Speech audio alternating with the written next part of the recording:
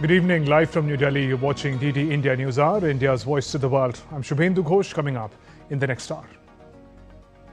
Prime Minister Narendra Modi urges IPSA to send strong message for UNSC reform, says reform not an option anymore, but an imperative. United States takes over the rotating G20 presidency after Johannesburg summit. South Africa's president says leaders' declaration reflects renewed commitment to multilateral cooperation.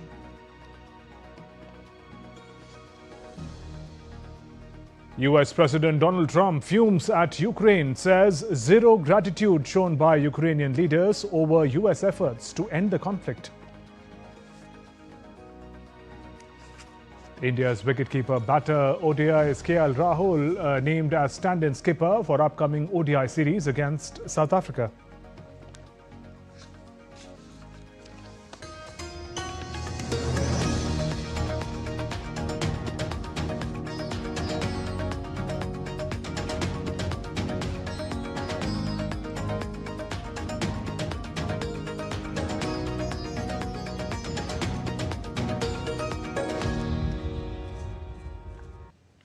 The Johannesburg summit of G20 concluded without traditional handover of the presidency to the United States in this case.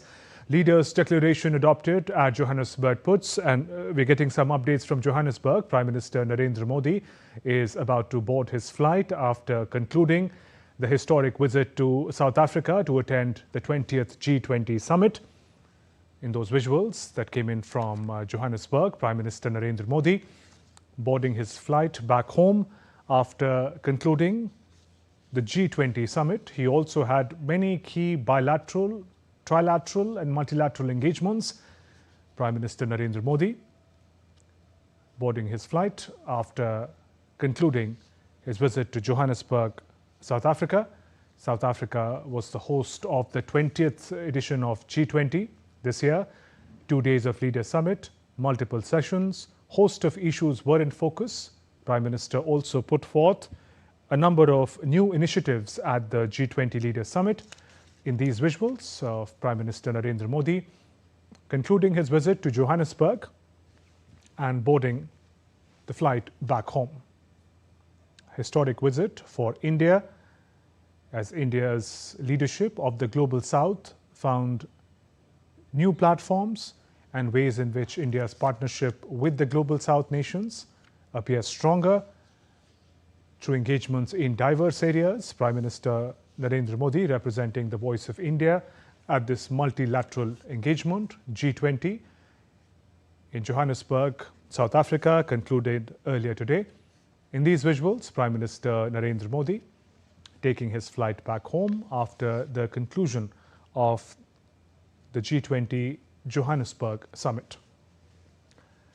These visuals came in just a short while ago of Prime Minister Narendra Modi taking his flight back home after concluding the historic visit to Johannesburg, South Africa. On day 2, Prime Minister had a number of bilateral engagements as well with Canada, Japan and Italy.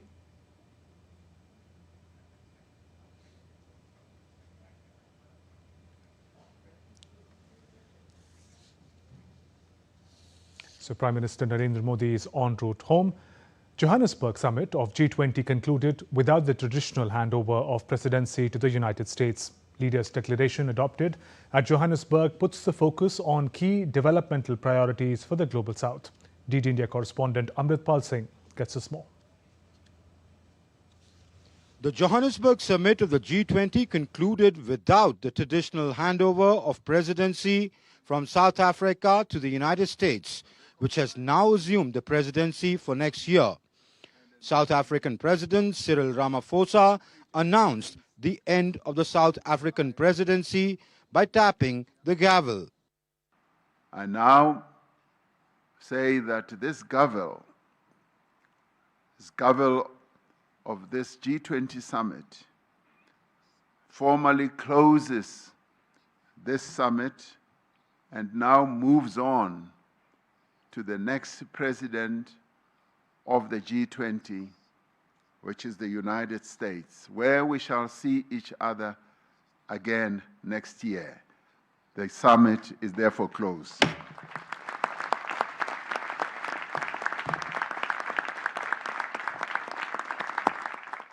The leaders' declaration adopted at Johannesburg puts the focus on key development priorities for the global south. The declaration also places pointed emphasis on seriousness of climate change. It stresses that increasing large-scale disasters disproportionately affect people in vulnerable situations in ways that exacerbate poverty and inequality.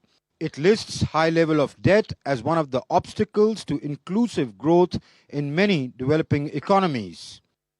During his 3 interventions at the summit, Prime Minister Narendra Modi put forth several proposals, including the global healthcare response, a G20 Africa Skills Multiplier Initiative, and calling for dismantling the drug and terror nexus. He called for revisiting development parameters, offering India's civilizational approach of integral humanism as the way forward. He emphasized on ensuring development that's sustainable, trade that's trusted, and progress in which everyone prospers. In many ways, the Johannesburg Declaration carries forward the outcomes and spirit of the New Delhi Declaration of 2023. It now remains to be seen whether the consensus that has emerged over the past few years of factoring in the priorities and concerns of the global south continues as the presidency now shifts to the global north.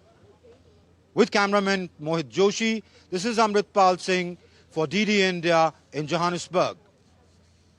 Prime Minister Modi also participated in India, Brazil, South Africa IBSA leaders meeting held in Johannesburg. He called on IBSA to send a strong message that reform of institutions of global governance, in particular the UN Security Council, is now not an option but an imperative. Besides, Prime Minister also held bilateral meetings with other world leaders. Prime Minister Narendra Modi participated in the South Africa IBSA leaders meeting in Johannesburg, South Africa. Prime Minister called on IBSA to send a strong message that reform of institution of global governance, in particular UN Security Council, is now not an option but an imperative. On counter-terrorism, Prime Minister emphasized that there should be no room for double standard while fighting terrorism. Prime Minister also proposed establishing an IBSA Digital Innovation Alliance to facilitate sharing of digital public infrastructure like UPI, health platform like CoWIN, cybersecurity framework, and women-led tech initiative among the 3 countries. On Sunday, Prime Minister also held meeting with a number of world leaders. Prime Minister Narendra Modi met South African President Cyril Ramaphosa. He appreciated South African G20 efforts to take forward and build on decisions arrived during the New Delhi G20 summit. Prime Minister also met with Dutch Prime Minister Dick Schoof. Prime Minister noted that the bilateral partnership between our nation is growing rapidly in areas like water resources, innovation, technology, and energy. Besides, Prime Minister also interacted with Jamaican Prime Minister Andrew Holness. Later, Prime Minister also interacted with Japanese counterpart Sanae Takaichi. The leader discussed ways to add momentum to bilateral cooperation in areas such as innovation, defense, and talent mobility. Prime Minister also interacted with Kristalina Georgieva, Managing Director of International Monetary Fund, on the sideline of the Johannesburg G20 summit. Prime Minister also met with his Canadian counterpart Mark Carney in Johannesburg. Prime Minister also interacted with Italian Prime Minister Giorgia Meloni. The consensus that emerged at the IBSA summit was that of reform of the global governance architecture, with Prime Minister Modi saying that the global institutions do not reflect today's realities. He called for reform of these institutions, saying that the IBSA unanimously must send a message that reform of these institutions is no longer an option but a necessity. With cameraman Mohit Joshi, Amritpal Singh for DD India in Johannesburg. Let's now talk about the G20 summit in depth. Joining me from Johannesburg live is DD India correspondent Amritpal Singh. Let me also welcome Professor Ajay Kumar Dubey from School of International Studies, JNU. Good evening and welcome, sir. Amrit, let me come to you first. G20 Johannesburg has concluded. Prime Minister has boarded flight back home. Give us a sense of how was it for the world leaders to articulate the roadmap ahead without United States presence or endorsement? I think the central message emerging out of the Johannesburg summit was that the world must unite to provide solutions to the problems that people face around the world. The divides of the developed world, the developing world must finish, technological divide must finish, responsible AI architecture needs to be evolved, and the world needs to work together on that, be it on issues of climate change, be it in issues of poverty alleviation, access to jobs, opportunities. So that was the message. Also, if you look at the Johannesburg Declaration, which was adopted yesterday by world leaders, despite the US, as you say, not being present, the agenda, the priorities, the concerns of the global South were factored in. And this is something which has been, successively built upon in the past 4 years since the presidency has been with the countries of global South, Indonesia, India, Brazil, and now South Africa. One concern, however, that loomed large at the summit was what happens next year, given the adamant attitude of the United States under the presidency of Donald Trump, who doesn't care too much for multilateralism. Is multilateralism under threat? Though the US has not said anything about pulling out of the G20 or weakening the grouping, etc., but choosing to stay out of it, taking a very, adamant stand. Also, that now that the presidency goes back to the global north, will the consensus that emerged on, the concern, factoring in the concerns and priorities of the global south, will it recede? Will the gains made in the past 4 years vanish? Because, Donald Trump clearly has very different views, be it on talent mobility, be it on tariffs, be it on climate change. So that was one concern that I could sense at the summit, but otherwise, broadly, minus the United States, the West now has come around to see that the priorities of the global south, and not as a charity, but as because majority of the population of the world resides in these countries, so everybody has to be taken along. No one they can't afford to leave anyone behind if humanity needs to make a sustainable progress and growth, and the fruits of development have to reach those who need it the most. Right. Amrit, stay with us. Professor Ajay Kumar Dubey, 2 days of the Leader Summit are behind us now. To what extent did the outcome meet the expectations in G20 Johannesburg, according to you? From the huge perspective, but from India's perspective, it's a work that is carried from India's G20 summit. From India's perspective, it's the global South agenda that has come very strongly in leaders' declaration. It's the summit that has reconfirmed that the peace and development around the world is indivisible. The North and South divide cannot be just carried on for issues which are of global common. The issues of global governance, the issues of global trade and development is very important. And it has also shown that if some countries of the global north, however important it may be, is not very cooperative, is showing tantrum, still the G20 can carry on its agenda. And the fourth last summit that had taken place has very strongly conveyed that the global south is going to be an important voice in G20.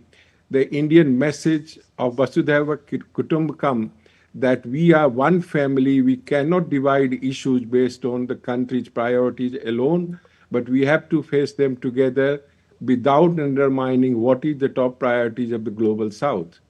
Right. Professor Dubey, also taking a cue from what you're saying, a certain strong country throwing a tantrum will not impact the resolve of the G20. But in this case, it appears that certain strong country is going to be the next leader of the G20. The approach that President Trump has towards, as my colleague was talking about, towards multilateralism in general and G20 in particular, does it make you concerned for the road ahead? I think partially it concerns because the leadership of the next country is important. But the fact that the entire world, the entire G20 meeting minus United States was together to issue the leaders' declaration, which shows the success and consensus of the summit, is just proving the point that even if one country has some issues, leadership issues or any other issue with the multilateralism, the world is united, both developing world and the developed world, to work together and to take that in a stride. Right. Amrit, coming to you, how was India's leadership of the Global South? We saw a lot of it in 2023 when India was the president of the G20. How was it taken forward in this edition in Johannesburg? If you look at the Johannesburg declaration, it only builds upon on the New Delhi declaration 2 years ago. The initiatives that New Delhi initiated have come to fruition. For example, on climate change. Now combating climate change, they've quantified a fund. Whether it remains to be seen whether how much of these commitments are kept by the countries, because the outcomes are not binding on the member countries, even if their leaders agree. And that is something, Shubhendu, is in the nature of multilateral groupings. We've seen countries fall short on their commitments, be it on climate financing, change financing, or arresting climate change, achieving of the SDGs, etc. The world is still found wanting of doing enough. But having said that, I think the proposals that India gave this time around are in sync with the consensus built around the way forward, taking the global South along. Right from sustainable debt to the role in climate change, combating terrorism, etc. So whatever you find in New Delhi Declaration, it's only a forward movement on that. So I think India has played a very central role in cooperating with the Global South, be it calling conferences on the voice of the Global South. The forward push that India has given to the Global South, or today's IBSA meeting of 3 countries, leading countries from 3 continents who are leaders in their own right in their respective continents and are leaders of the Global South. So I think what was achieved at Johannesburg was only a continuation of the process which sparked off in Bali, was strengthened in New Delhi, carried on in Rio, and to a great extent came to fruition in Johannesburg. Shubhendu? Right. Professor Dubey, how do you assess Prime Minister Narendra Modi's reading of the priorities of the Global South and the initiatives that he proposes, whether it's global healthcare, critical minerals initiative, African skills multiplier program? Most of them also find a reflection in the final declaration by the leaders of all G20 members. These are very important issues. These are the issues which India had put on agenda even in New Delhi. Yes. These are also the issues where India can make significant contribution to the developing world as well as to the G20. India's proposal on all these issues that you pointed out is also pointing to the strength of India in this area, and then building on this, asking for changes which are in global governance, which are in security architecture, and which are on issues of climate change and development. The fact that Africa was the venue in 2023 under India's G20 presidency, African Union became a part of this grouping. How do you see the manner in which the focus, while it was largely on the priorities of the Global South, has been specifically on Africa, whether it is wealth inequality, health emergency concerns, to the profits and the benefits of critical mineral supply chains? Yes, I think you can see that taking place in Africa puts several issues of African concern on the agenda of this. South Africa took very strong position in terms of inviting large number of delegates, including many from African countries, and putting their agenda, aligning that also with African agenda of 2063, where many of these issues are common to what the G20 has reflected in its leader declarations. So I think India was also pushing African agenda because agenda of countries like Africa and India are common in negotiating with the developed countries' positions on several issues. So I think the solidarity and the focus on global governance and international trade equity is very important, where African countries join hand with India, and it is in the national interest of India as well. And Amrit, in brief, the final one from you, what would you say was a key takeaway for India from this G20 edition? I think the key takeaway, Shivendu, for India was that India's voice of reason at multilateral fora finds resonance with the world, not just the developing world or the emerging economies. India has become a kind of leader in that, but also the developed world, be it the upcoming AI summit that's to be held in February 2026. The concerns that India raises is that the growth, development, moving ahead in new technologies or AI has to be done in a manner that is beneficial to humanity. As the Prime Minister himself put, that any growth or any development, even in technology, has to be human-centric and not finance-centric. Trade has to be trusted. AI has to be safe and secure. And so I think that finds resonance across the world. So I think the key takeaway from India was that while India would have been, assured that the initiative that it took during its presidency, went forward to a great extent, found fruition, though it's still work in progress. But it was a forward movement on building consensus of countries around the world on taking the global south along. So that would be a matter of reassurance for India, but also that the developed world, India is ready to, and the global south is ready to work with the developed world to bridge the differences, one, and also find solutions to our shared problems like the threat from an irresponsible AI, or dealing with the disruptive technologies and arresting climate change. Shivendu. Amrit, thank you for joining us from Johannesburg with those updates. Also, thank you, Professor Ajay Kumar Dubey, for joining us and sharing your perspective on the G20 and India's engagement.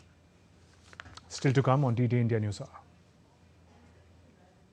Myanmar junta says nearly 1,600 foreigners arrested in scam hub raids.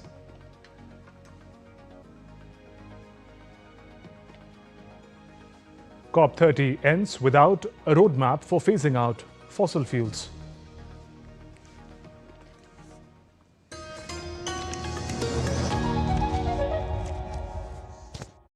Can the US launch a bombing campaign against Iran? The Philippines vessel suffered structural damage. The saga of child sexual abuse is the United States China's debt trap strategy. Truth is stranger than fiction.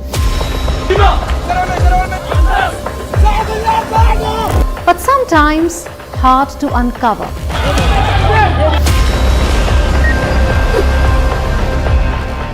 Trust us to tell the truth, unadulterated and pure, of every story that matters to you. That's exactly what save your. You read between the lines, cut the clutter, and connect the dots to get you the full picture. Watch Connecting the Dots at these times with me, only on DD.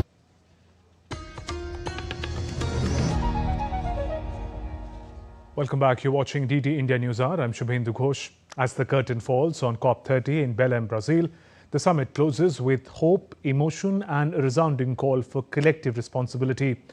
In a defining moment, COP President André Correa de Lago pledged two ambitious roadmaps, one to halt and reverse the deforestation and another to guide nations away from fossil fuels in a just, orderly and equitable transition.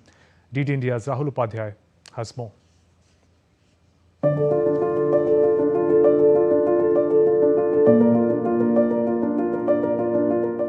The 30th edition of the UN's Climate Summit, COP30, came to an emotional close in Brazil's Belém on Saturday. Brazil's Environment Minister Marina Silva and COP30 President André Correa de Lago were visibly moved, holding back tears as delegates applauded the historic moment. In a heartfelt commitment, COP President announced two ambitious roadmaps, one to halt and reverse deforestation and another to guide countries in transitioning away from fossil fuels in just and equitable manner. I, as President of COP30, will therefore create two roadmaps, one on halting and reverting deforestation, another to transitioning away from fossil fuels in a just, orderly and equitable manner. Brazil's presidency steered delegates towards a compromise deal, boosting climate finance for poorer nations struggling with global warming. Yet the accord stopped short of directly addressing fossil fuels, the very drivers of the crisis. Despite the absence of an official US delegation, Brazil sought to showcase global unity in tackling climate impacts. Brazilian President Luiz Inácio Lula da Silva hailed the draft deal, declaring that science had prevailed at COP30. India's Environment Minister Bhupender Yadav strongly welcomed the outcomes. He emphasized that the decision on adaptation reflects equity and recognizes the urgent needs of developing nations. India praised Brazil's inclusive leadership rooted in the spirit of collective effort. India expressed satisfaction with major achievements, particularly the establishment of the Just Transition Mechanism, ensuring fairness in shifting away from fossil fuels. In its closing statement, India called on the world community to ensure the road ahead leads to a future defined by fairness, solidarity and shared prosperity. With the concluding remark of President André Correa de Lago, COP30 formally came to an end. I now declare the 30th session of the COP closed. The 20th session of the CMP closed. And the 7th session of the CMA closed. But the world now watches closely if the promises of COP30 translate into real action. Rahul Upadhyay's report for DD India.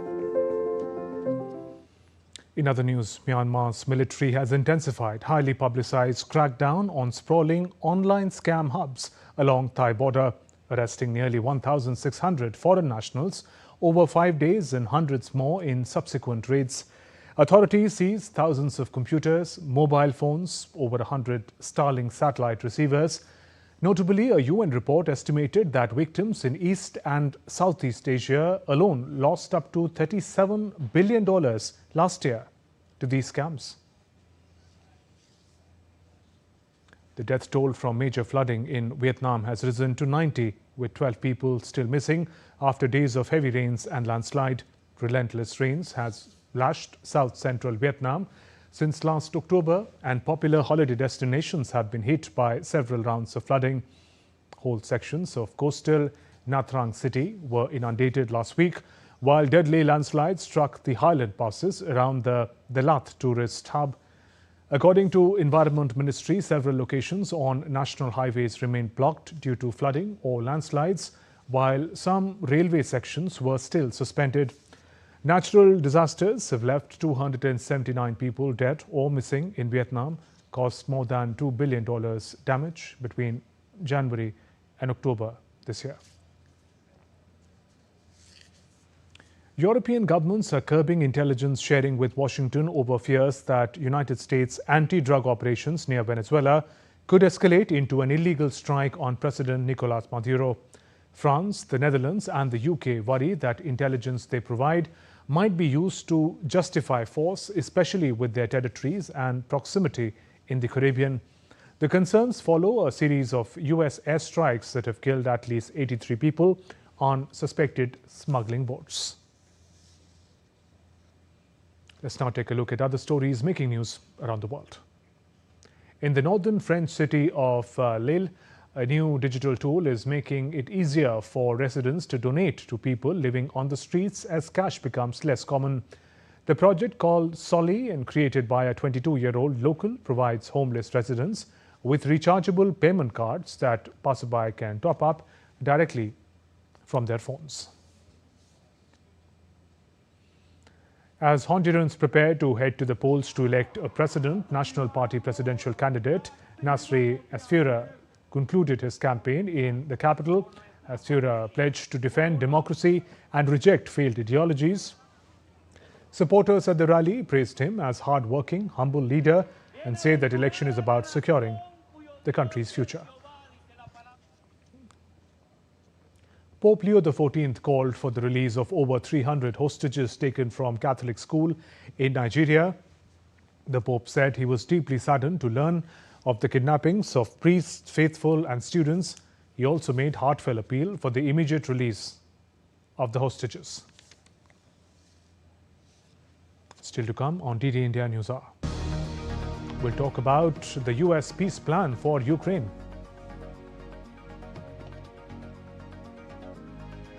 India's Commerce Minister Piyush Goyal calls on Israeli President Isaac Herzog and Prime Minister Netanyahu.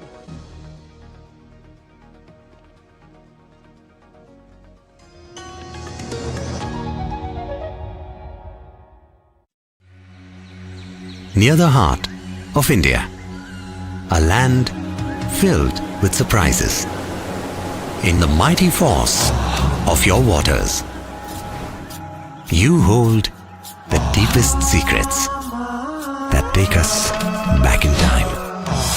When it's said that the gods walk this land, this is where we feel the warmth of your faces. See hands that mold life. While embracing change, you grow. In you is the land that gives, creates, nurtures, grows, and builds.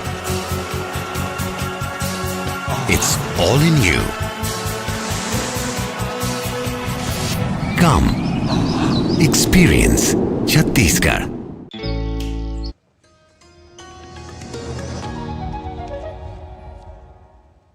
Welcome back. You're watching DD India Newshour. I'm Shubhendu Ghosh.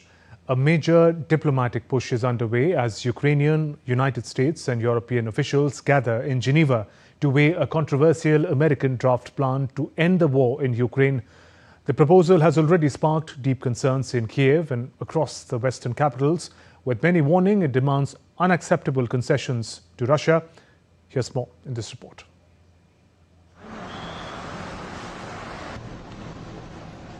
A high-stakes push for peace in Ukraine has entered a crucial phase. Ukrainian, US and the European officials met in Geneva on Sunday to examine a Washington-drafted plan. A proposal Kyiv and its allies fear demands major concession to Russia. For many Ukrainians, especially soldiers on the front line, such terms are being described as nothing short of capitulation after nearly 4 years of Europeans' deadliest conflict since World War II. Well, how can I put it? Why are we fighting then? If they want us to give up everything, are we defending our borders here just to give them away? What's the point of all this, of all these sacrifices? Before the Geneva meeting, Ukrainian delegation held talks with national security advisors from the UK, France and Germany. It is good that diplomacy has been reinvigorated and that the conversation can be constructive. The Ukrainian and the American teams, as well as the teams of our European partners, are in close contact.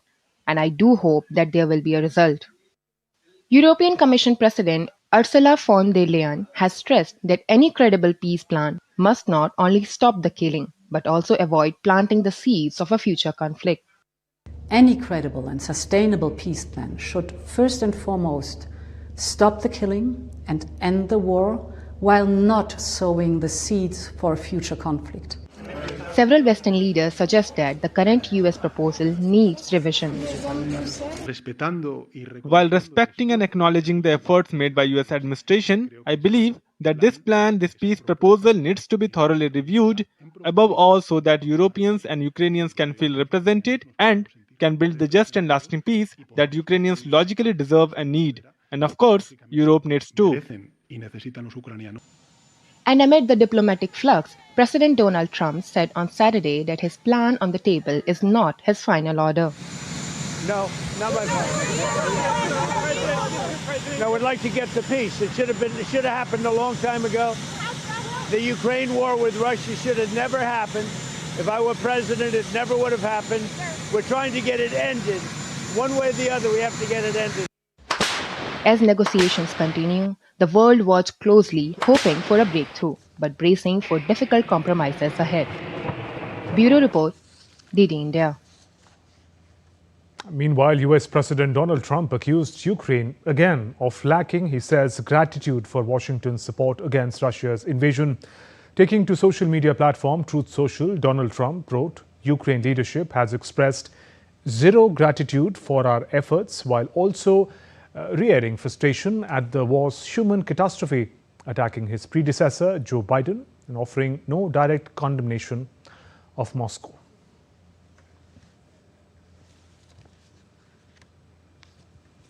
And taking forward the conversation on the road to peace in Ukraine, joining us is Dr. Kinviraj Jangid, West Asia expert from OP Jindal Global University, Haryana. Dr. Jangid, welcome. Trump says Ukraine is ungrateful even as officials are meeting in Geneva to negotiate peace plan. Is this indicative of a certain breakdown of talks or the usual pressure tactic by the US president? Well, Shubhendu, unfortunately, Ukraine has been at the receiving end of the carrot and a stick diplomacy that Donald Trump has been very good at. If we recall, first time when he entered into the office in his second term, he invited Zelensky, and there was a very unkind conversation between him, and he didn't shy away from humiliating a war-drawn country's head. And Zelensky really showed enough dignity to, pass that moment, repair his relationship once again with Washington, and gave Donald Trump a due leverage to lead this kind of a peace possibility between Ukraine and Russia. Unfortunately, what has failed Trump, and this is the tragedy of international politics at the moment, if you really look at the rule book of Trump, he works only with carrot and a stick diplomacy. He's not far, creative than that. And he couldn't find any leverage in 1 year about Putin. So he hasn't got anything under which he can really think that Putin will agree to a deal. So he has come back to Ukraine. Right. And said, well, whatever it is, this is the deal. So I think Zelensky will really stand up to it. I mean, he's somebody who has stood up to many pressing moments. But this is really not something he would be disheartened with. This is something that happened to him before. And he will just wait for Trump to find something else. So when President Zelensky says the choice is between losing dignity and a key ally, I mean, do we consider that choice is clear for him? It is indeed the case. What Zelensky has in his side, not only he has the world opinion in his favor, but he has strong European powers behind him. Let's remember when he was humiliated in the month of January this year, he was firmly supported by all the major European powers. And that also compelled Donald Trump to take his unkind words back against him personally. He really ridiculed him personally. But Donald Trump was told in a way that you just cannot do any business with European countries if you do this to one European country. So I think Zelensky will use this leverage of the European Union and the European powers to tell Donald Trump that if he can't make this peace, then maybe he can't make this peace. And let it be. Whatever ground Ukraine has held so far, that's good enough for Ukraine to really hold on to, not to make any compromise now. Dr. Jangir, how do you assess Donald Trump's 28-point peace plan, something that is being, we understand, discussed in Geneva? How does it articulate America's view of the conflict? That's a very interesting way to look at it. I recently spoke a couple of times about the 20 plan in Gaza. Somehow Trump is absolutely successful with that plan, and I'm really glad he's successful, and I'm one of the person at least who appreciates his role, at least at the moment. But when it comes to 28 plan, look at the one demand. One demand says within 100 days Ukraine will have to go under a national election, which is to say Putin doesn't want to see Zelensky be a popular or any kind of a leadership role in Ukraine. I think that sort of a demand really puts Zelensky in a very bad light within the Ukrainian society. I think he is a wartime hero. He wasn't a charismatic leader before this war. He wasn't really even leading a very successful government before this war. But this guy really became the symbol of the Ukrainian resistance. So to have a demand like this, and to also put Ukraine under this kind of a threat that if Ukraine will invade Russia, it will lose the security guarantee. Now, Ukraine hasn't started this war. The only act of, let's say, a bit of a balancing of power was on the part of the Ukraine to have an ambition to be a member of the NATO. Well, that demand has already been ruled out by Donald Trump in January, that NATO will never be expanded to Ukraine. So I think what Zelensky will hold on to is his position in the domestic politics of Ukraine. I think that's very dear to him, and he deserves that. He would also play the card of the righteous and the wronged one in this conflict, holding on to the public opinion as well as the European powers. But it's true that Donald Trump is impatient. Donald Trump really wants to count another piece making in international relations. So he seems far more desperate to get a deal. And that's what the statement that you just played. He said, whatever it takes, I just want this deal to happen. That's a very impatient approach to international relations. Nations don't act like that. He can act like that, but Ukraine doesn't have to act like that after bearing all the cost in the 4 years. And so finally, in brief, how do you think this conflict has played out for President Putin and Russia? How would he be looking at what comes out of Geneva? He's very self-assured. He has realized that Trump, no matter what threats he holds against many countries or leaders, he can't threaten Putin. Putin had Trump. Actually, if you really look at the elections that Trump lost and when Joe Biden was the president, the biggest advocate of Putin in the America during Joe Biden's presidency was Donald Trump. So I think Putin knows Donald Trump far more, and I think Trump has already made a mistake of appearing a fan of Putin in those 4 years before he became the president for the second time. So I think between these two leaders, one-to-one, I think Putin understands Trump far better, and Putin has, unfortunately, unending reserve of gas and oil without which Europe cannot pass a single winter. And just look at the unkind approach Donald Trump took to India in pressurizing Russia, and that didn't even burn Russia's pockets.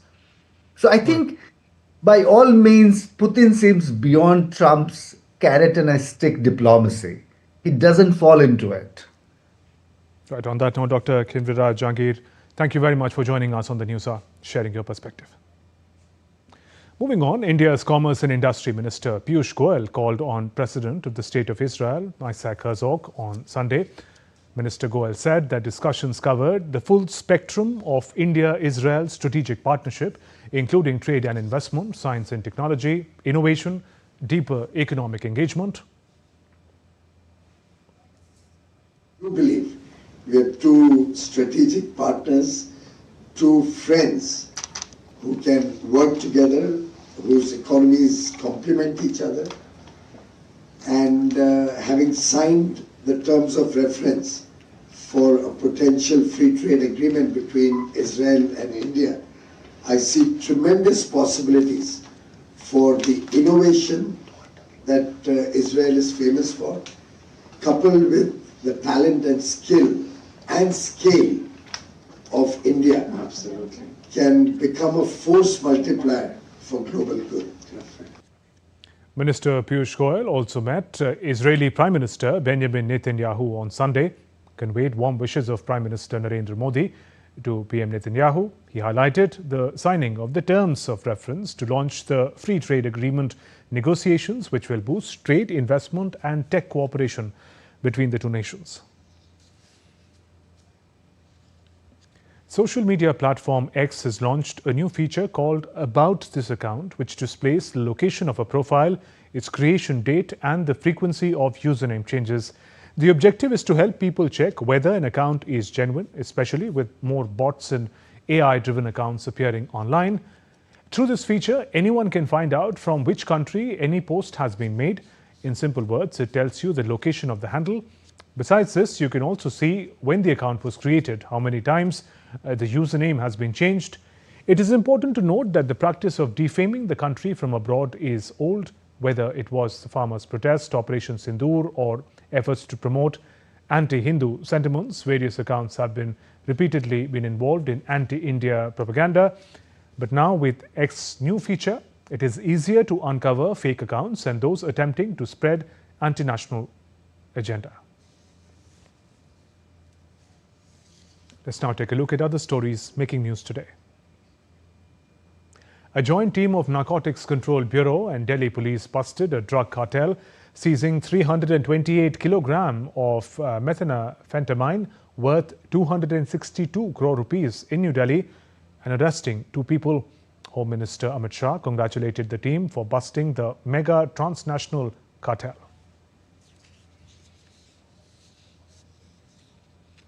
Union Minister Dr. Jitendra Singh addressed the 9th convocation of the Academy of Scientific and Innovative Research. He said that India is moving decisively towards academia-industry linkages that empower the young scholars to imagine, innovate and engage with emerging industrial sectors.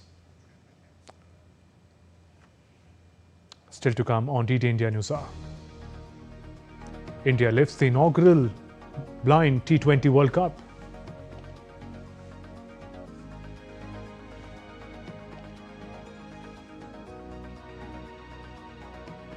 We'll talk about the 56th edition of International Film Festival of India underway in Goa.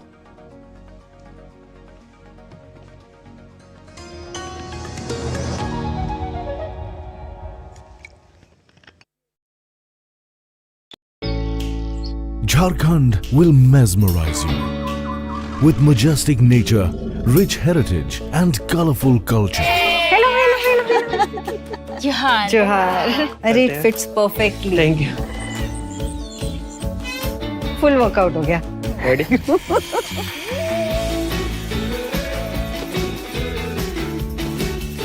Postcards from Jharkhand on National Geographic.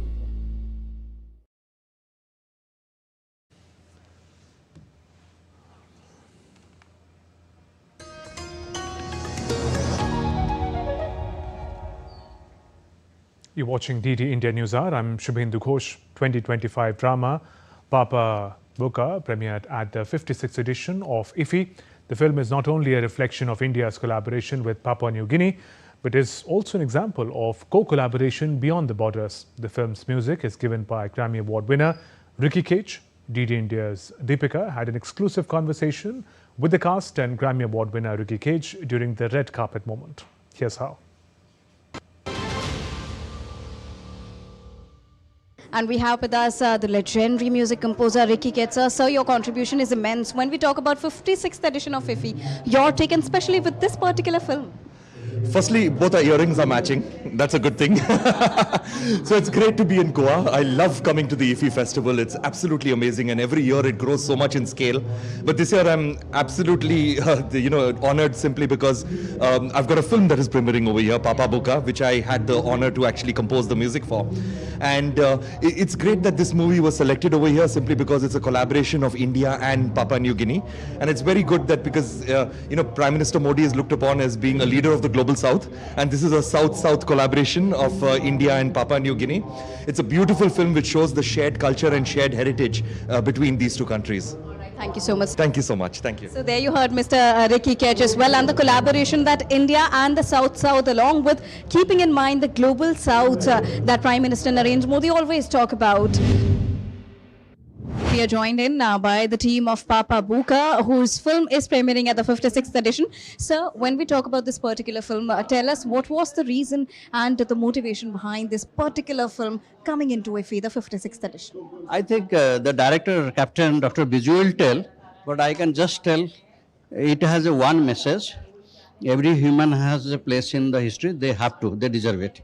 Second is war, you win or lose, it has... there is no winner. It is always a tormentation of people.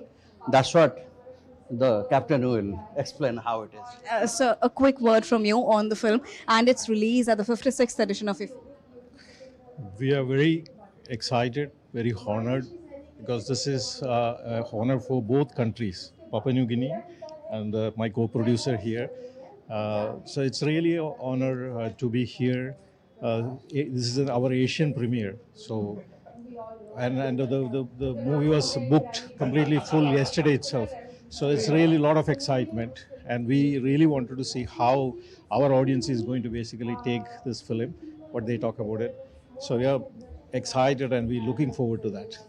Sir, when we talk about this particular film, your take on its release and the cast and the idea behind it. It took actually 5 years to realize this movie. We are on discussion with the PNG and then the collaborations and then the scripting. So then we launched in a good script which is sharing history of the India and Papua New Guinea. So it took all together, it's a 5 year to realize this movie. So being in India, how has your experience been, and especially releasing the film at IFFI? It's just, I'm very excited to be here. I don't feel any difference. I feel at home, very good hospitality, and everything is just common as in Papua New Guinea. Yes. Thank you, ma'am. All the best. You're watching DD India News. Our time now for all the action from sports. India lifted inaugural Women's Blind T20 World Cup after a convincing 7-wicket win over Nepal in Colombo. Chasing a target of 115 runs, India reached 117 for 3 in 12.1 overs to seal the title in commanding fashion. Karuna Kumari set the tone with a brisk 42, rotating the strike well and finding gaps regularly. Pula Saren kept the momentum going with an unbeaten 44, guiding the chase with calm footwork and steady shot selection. Their efforts ensured India stayed ahead of the required run rate throughout the innings. Earlier, Nepal had put up 114 runs for the loss of 5 wickets after recovering from early setbacks through a steady partnership in the middle overs. But the total proved insufficient against an Indian side that remained unbeaten in the tournament. All-rounder Senuran Muthusamy struck his first Test century, and Marco Jansen hammered 93 to guide South Africa to a commanding 489 runs all out on day 2 of the second match against India. The left-handed Muthusamy made 109 and put on 97 runs for the 8th wicket, with Jansen, who was the last wicket to fall in the final session in Guwahati. Muthusamy reached his 100 in 192 balls off pace bowler Mohammad Siraj. He fell soon after the second break, but Johnson kept up the charge. Kuldeep Yadav finished with 4 wickets with his left-arm spin, while pace bowlers Jasprit Bumrah, Mohammad Siraj and left-arm spinner Jadeja took 2 each. In reply, the hosts reached 9 for no loss in 6.1 overs at the stumps, trailing South Africa by 480 runs on the pitch that's still looking good to bat. The tourists are in a hunt for their first series victory in India in 25 years after they won the opener of the two-match series. BCCI Selection Committee has announced India's ODI squad for the South Africa series. India's first choice wicketkeeper batter in ODIs, Rahul, has been named the stand-in skipper for the upcoming ODI series against South Africa. With regular skipper Shubman Gill and vice-captain Shreyas Iyer not being available for selection owing to injuries, Rahul has been appointed the skipper for the three-match series. Tilak Verma, Rishabh Pant, Ravindra Jadeja and Rituraj Gaikwad have been added to the squad, with Akshar Patel and Mohammad Siraj missing out this time. The squad reads like this: Rohit Sharma, Yashasvi Jaiswal, Virat Kohli, Tilak Verma, KL Rahul, Rishabh Pant, Washington Sundar, Ravindra Jadeja, Kuldeep Yadav, Nitish Kumar Reddy, Harshit Rana, Rituraj Gaikwad, Prasidh Krishna, Arshdeep Singh and Dhruv Jurel. The stage is set in Rajasthan as the 5th edition of Khelo India University Games kicks off on Monday. For the first time, the state is hosting this prestigious university sporting extravaganza with a grand opening ceremony scheduled at Jaipur Savai Man Singh Stadium. Over the next 12 days, more than 5,000 athletes will battle for glory across 23 medal sports and one demonstration event. Prime Minister Narendra Modi has always emphasized the importance of promoting sports, athletes and youth. The Khelo India initiative is a result of government's multi-dimensional vision to provide more opportunities for young people to engage in sports. This year, Rajasthan is hosting the Khelo India University Games and the opening ceremony will take place in Jaipur on Monday. And it's not just confined to the state capital. The events will be organized across all 7 divisions of the state. Games will be hosted across 7 cities of the state. The capital city of Jaipur will host a total of 11 sports with athletics, badminton, basketball, hockey, swimming, tennis, football, archery, shooting, Malkhamb and cycling. While athletics, badminton, basketball, hockey, swimming, tennis and cycling will be held at the Savai Man Singh Stadium. Malkhamb will be hosted at the University of Rajasthan, football at Purnima University and archery and shooting at the Jagatpura shooting range. The city of Ajmer will host rugby from 26 to 28 November 2025 at the Patel Stadium, along with Kho-Kho as a demonstration sport from 1st to 3rd December 2025. चूंकि ये opening ceremony Rajasthan में खेलो India university games की पहली बार हो रही है, तो इसको भव्य करने के लिए सभी तमाम प्रकार की व्यवस्थाएं की जा रही हैं। इसमें कुछ बॉलीवुड सिंगर्स को भी बुलाया जाएगा और हर तरह की व्यवस्थाएं की जाएंगी जिससे कि ये अविस्मरणीय यादगार बन सके। Meanwhile, officials and staff from the State Sports Department, the Rajasthan State Sports Council, the Jaipur District Administration and the Police Commissionerate are working tirelessly on preparation and security arrangements for the event. According to young athletes of state, they are eagerly waiting for the games, and this major event will not only create a vibrant sports environment but will also serve as a strong source of inspiration for them. हमें इस बात का बहुत proud है कि पहली बार हमारे जयपुर में ये सब कुछ ऑर्गेनाइज हो रहा है और इससे हमें भी बहुत बूस्ट अप मिलेगा, बहुत प्राउड फील होगा हमें भी आगे मोटिवेशन मिलेगा कि हम भी कभी ऐसे इतने बड़े यूनिवर्सिटीज गेम में हम भी कभी पार्टिसिपेट करें. With the aim of increasing youth participation in sports and providing emerging talent with platform at national and international levels, the Khelo India University Games are set to script a new chapter in sporting landscape of Rajasthan. With Bureau Inputs, Mahesh Dadich reports, DD India, Jaipur. Dubai has set another global milestone on Sunday. Dubai Run 2025 shattered participation records as 307,000 people took over Sheikh Zayed Road for what is now the world's largest free community run. Led by Sheikh Hamdan bin Mohammed bin Rashid Al Maktoum, Deputy Prime Minister of the UAE, the city's main highway transformed into a giant running track framed by Dubai's most iconic landmarks. Runners of every age and fitness level joined the 7th edition, choosing between a family-friendly 5-kilometer route ending near Dubai Mall or a challenging one, 10-kilometer course finishing at DIFC's Gate Building. Dubai's run was organized by Dubai Department of Economy and Tourism and the Dubai Sports Council with support from public and private partners. And the month of movement isn't over yet. Dubai now gears up for Dubai Yoga finale at Zabil Park on November 30th, wrapping up a citywide celebration of health, fitness and community. That's all for this edition of DD India News Hour. Let us know your thoughts on the news of the day. For those on the go, you can get all the latest news and updates on India and across the world on DD India mobile app. The app is available on both Android and iOS platforms. Scan this QR code on the screen and download now. We'll be back with more news as it breaks here on DD India. I'm Shubhendu Ghosh from all of us here in Delhi. Thanks for watching DD India News Hour. Namaskar.